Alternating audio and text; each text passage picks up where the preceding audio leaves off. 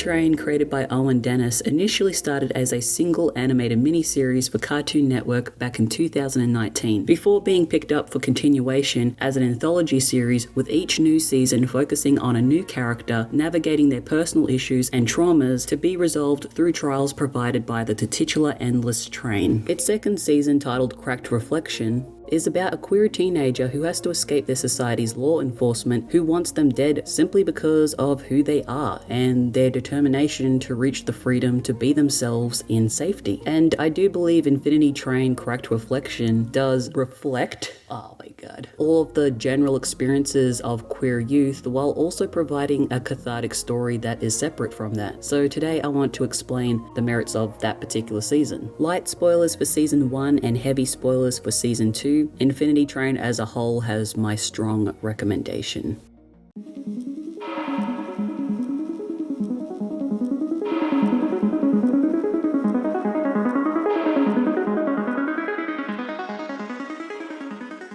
The first season, The Perennial Child, is where we are first introduced to Lake, who initially has seemingly malicious intentions, as they trick their prime Tulip, the protagonist of that season, into switching places from Mirror World to Prime World, almost like a light-hearted version of us. However, as the events unfold, Lake's situation becomes a life and death situation, and after Tulip gains some introspection about herself, she figures out a way for them to both leave the train car and the Mirror World behind before going their separate ways. We don't really learn a lot about Lake from these two episodes. They don't get clearly defined goals outside of things that would have worn out quickly, like smelling and touching a bunch of stuff. And we just kind of get the impression that they are more or less a dark clone of Tulip, even when the first season leaves them on a good enough note, seemingly coming out the other side. The second season challenges this idea by reintroducing Lake as the protagonist of their own story this time around,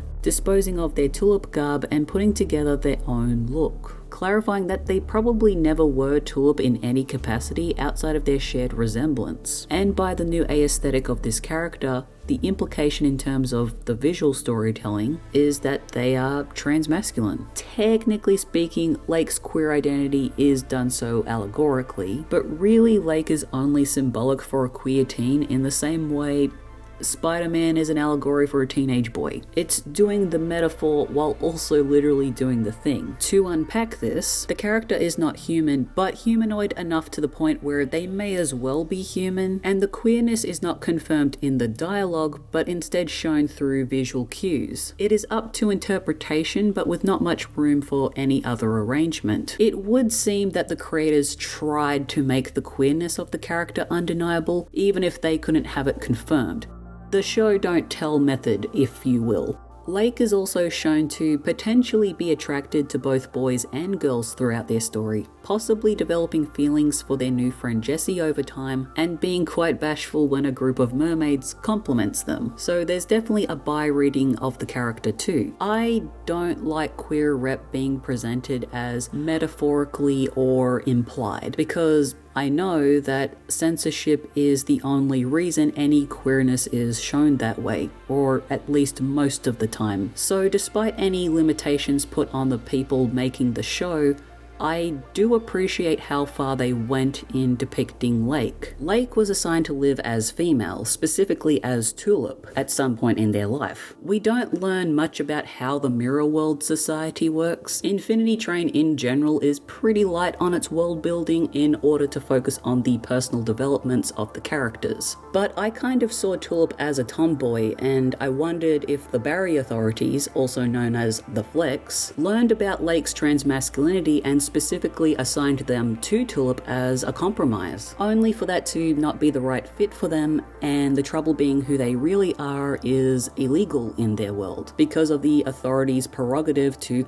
maintain the barrier, which could be a stand-in for maintaining gender and heteronormativity. And this is possibly a result of reflecting our world, showing us a directly darker version of these things. Lake also doesn't go by the name Lake for the majority of the story. They lament that they don't have a name aside from tulips in their first appearance, and throughout the second season they have a reaction to the name Tulip that can only be read as dysphoric, like it's their dead name. And so Lake, having not chosen the name Lake yet, opts to go by the degendered alias MT for Mirror Tulip until they decide who they are. Also, several times the series shows Lake not being called a girl very kindly, while at the same time the show still withholds saying what Lake's actual gender is out loud. Still, despite this part, you can see why a video on YouTube called Lake Being Trans for 16 Minutes has well over 1 million views. Its compiled moments concisely convey a queer story that can't really be considered allegorical. To do so would honestly be erasure. So regrettably, we are going to have to talk about pronouns now, so that's what's happening. In the show itself, Lake goes by she, her, and at no point is there ever a change of pronouns. And that's a little bit frustrating. You can still interpret Lake as a non-binary person who goes by she, her pronouns. Still, I feel like that's a cheat, considering there are a lot of trans and non-binary people who have expressed that they only tolerate their assigned pronouns as an adage because it's tiring to insist on their preferred pronouns. It would have been excellent to see that change normalized, at least in their interactions with Jessie. And you could have still had the Flex use she, her as an example of misgendering having narrative utility.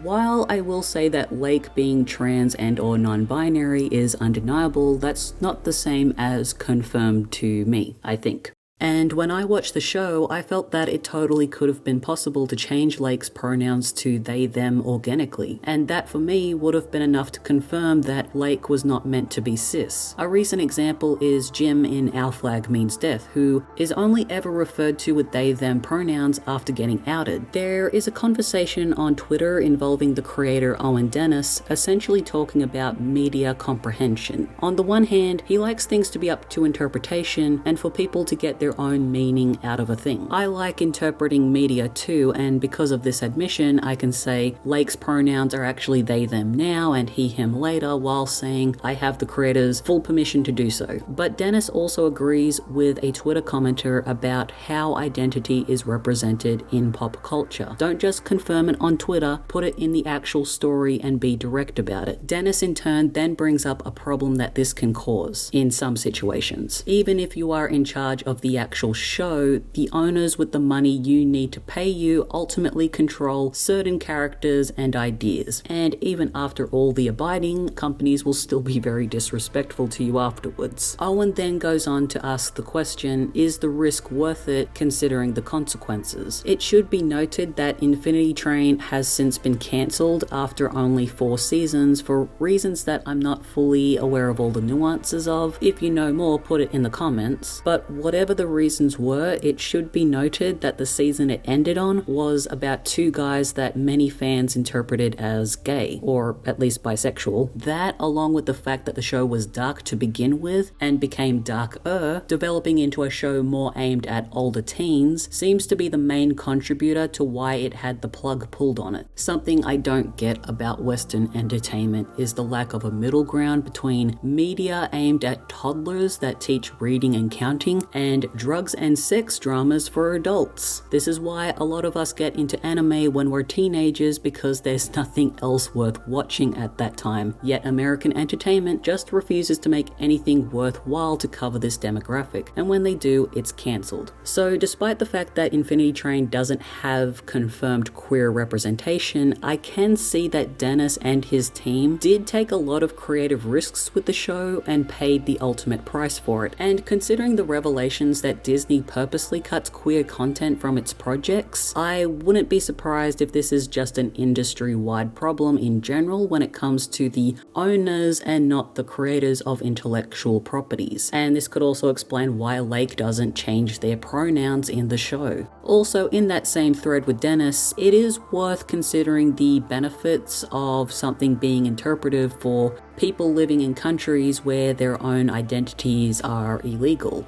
I think it's just worth pointing out, like, obviously I do want there to be more explicit representation in media, but I also understand that there needs to be room for media where that can reach people who otherwise can't get it. It's, yeah, even though I have conflicting feelings about it.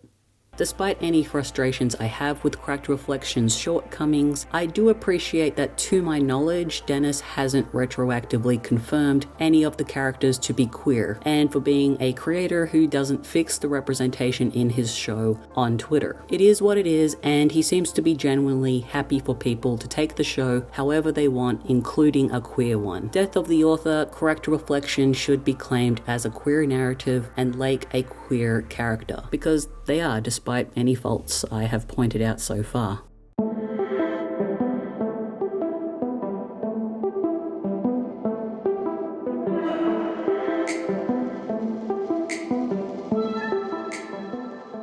Originally, the plan for Cracked Reflection was to set up Lake as a villain and to have a passenger from Earth be the protagonist once more. And boy, am I glad they didn't do that. Like, first of all, it helps this season stick out from the rest of the seasons to have a technically non-human main character. But also, it just would have been frustrating having already seen potential in this character after seeing them gain some hope in their life, only for them to regress. Generally speaking, it is more likely going to be satisfying for an audience to see a character progress rather than regress. To have a character regress and still have the audience invested is very difficult, though not impossible. I can't say for sure if Jesse was originally intended to be the main character, but I'm going to assume he was for this video's purposes. The official story is that during the writing of season 2, the Infinity team eventually concluded that they liked Lake more, and thus they became the lead character. I'd like to make some advanced guesses on what this all means. I assume that eventually the writers identified that when you compare Lake to Jesse, for example, Lake ultimately has the most significant problems. I mean, all Jesse had to do was learn to stick up for himself and those he loves, which he does enough to the point where he was able to will himself back on the train at some point to help save Lake. This makes him a likable, supportive character who does at least develop throughout his story next to Lake's. But comparing that to Lake's problem, which is wanting to have the freedom to live an authentic life and not pay for it with gruesome death upon themselves, one is undoubtedly a lot more compelling than the other, and it's because of that Lake carries a more powerful theme. Throughout the series, Lake as a protagonist asks questions like, are they and the dear Alan Dracula not entitled to have independence and individuality over themselves? To which episodic villains and the overarching villains make arguments against their claims to autonomy over themselves in service of the bigger picture. In particular, two back-to-back episodes, the Toad Car and the Parasite Car, put Lake in a similar position that Tulip had been in with Lake. In episode 4, the Toad Car, Lake is in a dire situation where they and Jesse are trapped in a train car where the only way to get out is to kick a sentient toad. When Jesse almost does kick the toad,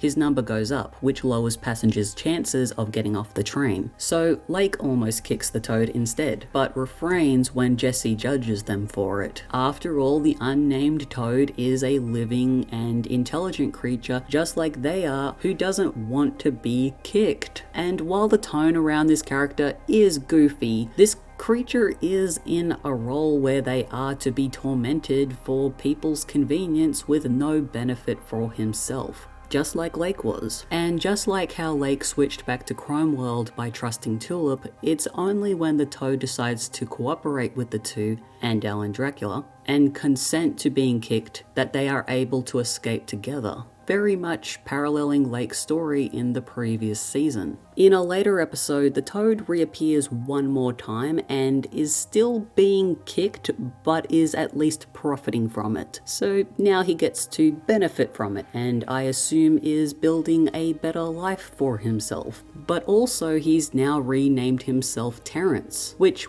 once again has a gag humor vibe around it, but is actually another parallel to Lake's story, their name change at the end of the series. Episode 5, The Parasite Car, features a drag car and a character named Sachet, a nod to RuPaul voiced by drag queen Bebe Zahara Bennett, in which Alan Dracula is subjected to a parasite named Perry. In this situation, Alan Dracula is in the same position Terrence and Lake had been in, and once more Lake is in Tulip's shoes interacting with the parasite Perry, who tries to come off as a more friendly and reasonable version of the Flex. Compared to the Toad car, the Parasite car is a lot more direct with Lake. Lake asks what gives Perry the right to take over Alan Dracula's body, to which Perry argues that he has not taken over Alan Dracula, and that they are in a symbiotic relationship, demonstrating that he shares all of his memories and understands his needs. Essentially, Perry is reframing himself not as a parasite, but as an extension of Alan Dracula, who can be helpful for the group in their journey.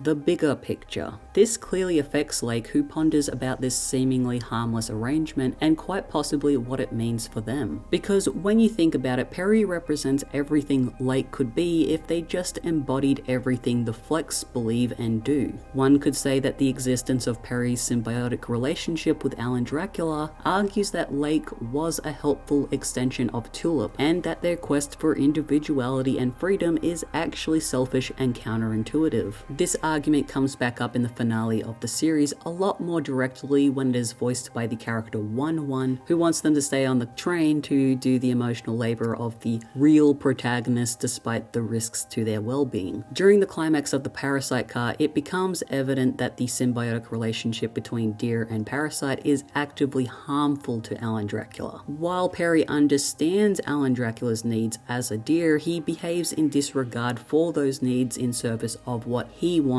instead. And in retrospect, his previous understanding and feigned helpfulness are reminiscent of concern trolling. And so both Lake and Jesse understandably jump into action to save Alan Dracula and extract Perry. Though particularly the Parasite car, these episodes reinforce Lake's previous resolve and decisions to leave behind a system that was not in favor of their individuality, freedom, and well-being. I presume they leave Perry for dead, and this implied action subtly foreshadows what Lake will have to do in the heat of the moment for themselves later on regarding the two Flex that are tailing them. One of the biggest reasons I am so glad that Lake was not the show's villain is that no matter what the writers could have come up with, Lake is a teenager and would not have been able to outdo the intimidation of the Flex, Mace, and Siev. I'm not saying Lake could not have been a villain, but if the writers had gone that direction, they would have had to make them a sympathetic villain and possibly with a redemption arc. Those have been proven to be quite compelling in their own right,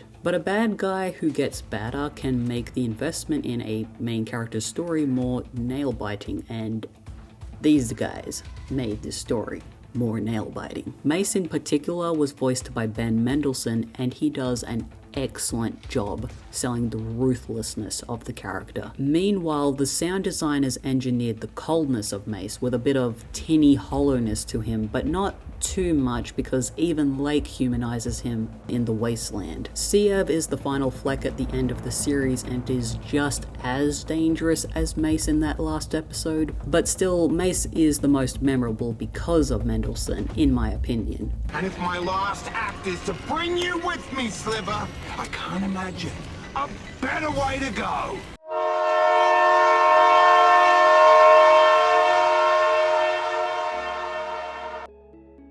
Throughout the series, part of Lake's story, like most great stories, involves a classic conflict to be resolved: the want versus need. In character writing, a want is something that a character consciously pursues because they believe that thing will make them happy. A need is something like a lesson that the character must learn in order to function and be truly happy in their life. Sometimes, or usually, this involves a character giving up their goals in exchange for something better.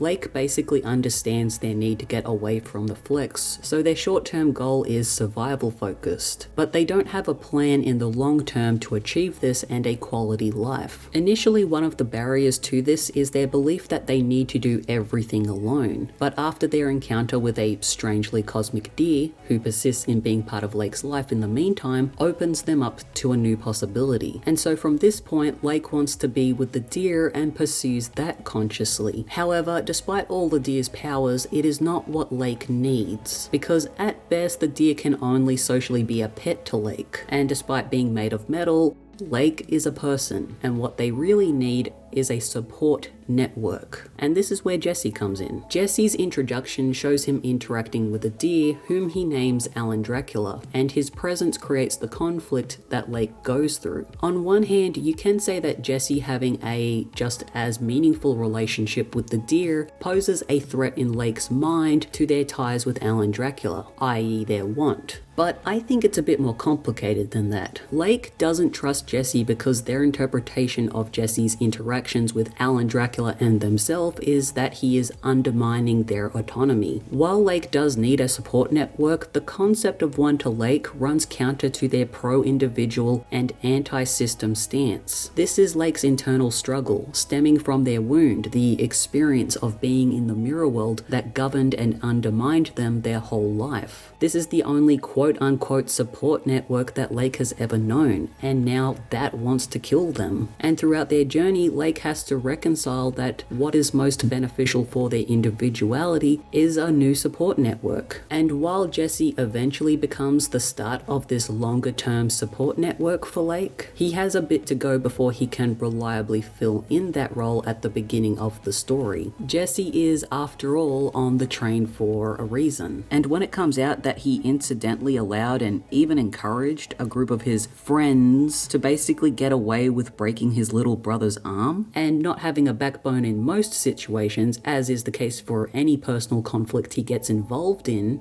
Lake understandably does not trust him to have their back if he can't even stick up for his own damn family. His lack of conviction results in his being a doormat for others, which manifests in him both sides in conflicts he gets involved in. In a way, Jesse's detrimental indecisiveness reminds me of the Good Place's Chidi Anagonai's overthinking ethics, which turns out to be more unethical in practice once you consider time as a factor. And when Jesse meets the Flex, he tries to see the situation from their perspective before hearing out Lake's side of the story, who admittedly withheld that information and continued to do so for a time. But unlike the Flex, who remain unrelenting towards Lake, Jesse determines that Lake's safety matters more. In other words, he makes a hard decision to go one way on the Lake debate. This shows considerable development in his character, showing that he can be dependable for people in vulnerable situations. And it's from this point that Lake trusts him. And because of this change in his character, he's the one to suggest that Lake come back home with him to get them away from the Flex once and for all.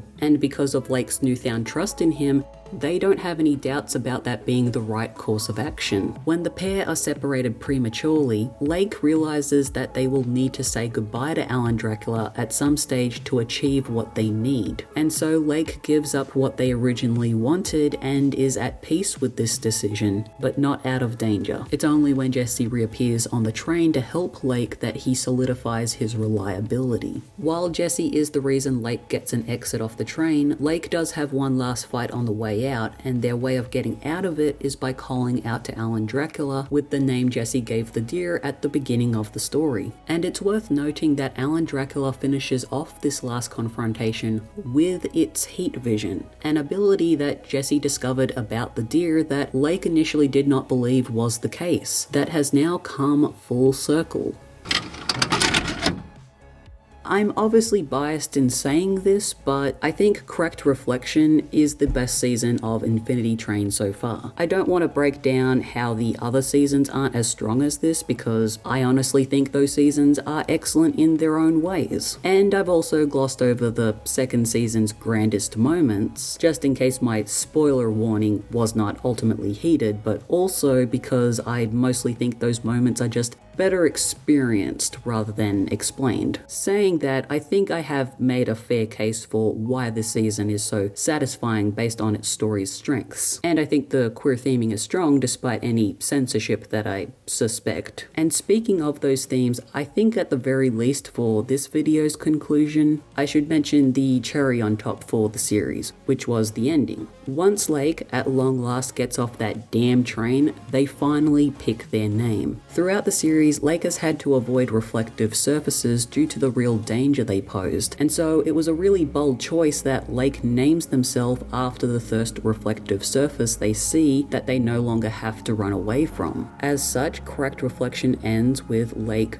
finally coming out the other side. I hope one day Infinity Train gets revived and that next time around, the Infinity team will get to have more creative freedom to express their characters' identities more clearly, but only if they want to. I've been Jason, stay infinite.